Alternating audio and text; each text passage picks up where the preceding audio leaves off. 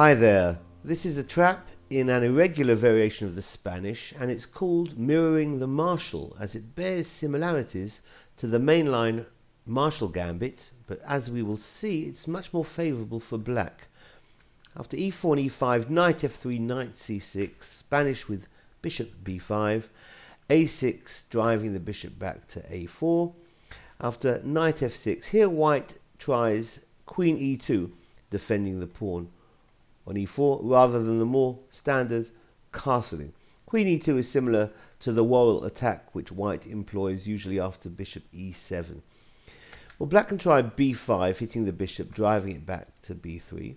And after bishop e7, white can try this popular idea in the Spanish, a4, disrupting black's queenside. Well, black here doesn't have any problems. He could push on with a pawn to b4. Also bishop b7 is fine, but we're looking at this line, rook b8.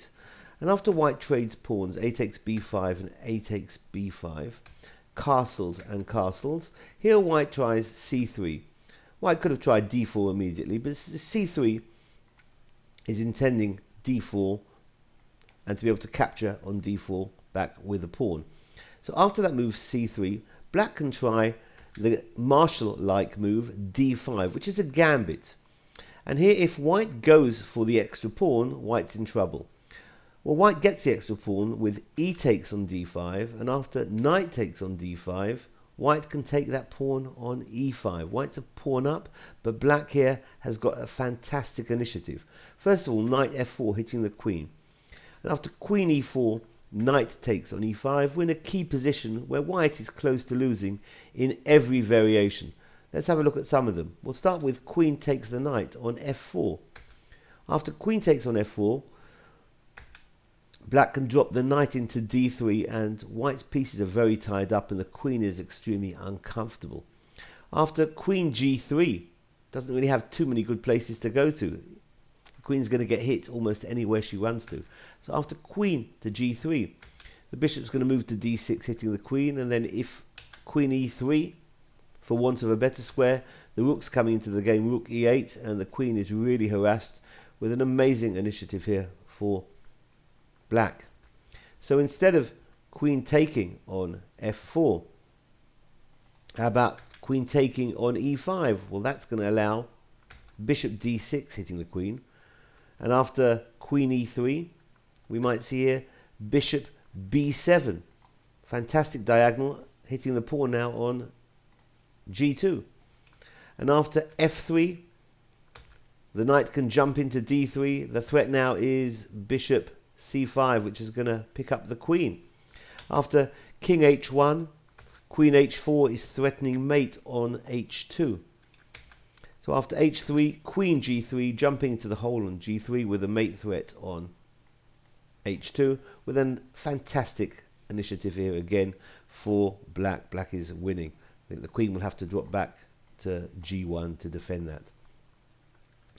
So instead of queen taking on e5, white can try the move d4, and that will probably be met with this fantastic idea, knight takes on g2. After knight takes on g2, if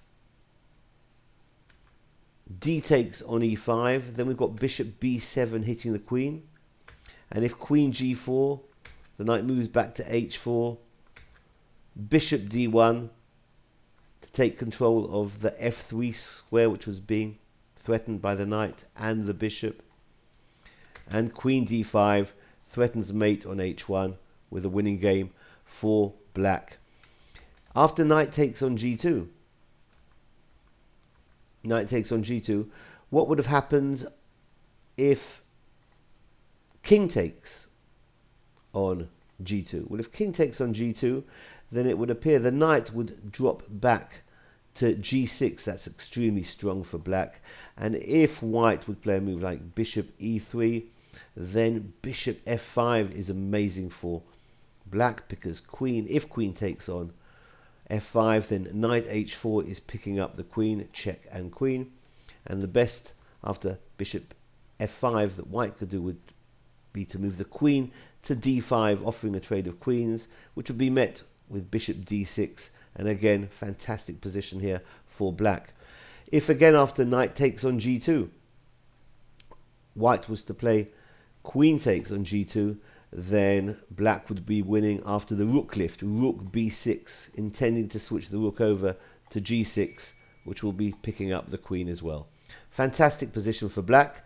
So this trap's called Mirroring the Marshal in an irregular variation of the Spanish. Thank you for watching. Bye-bye.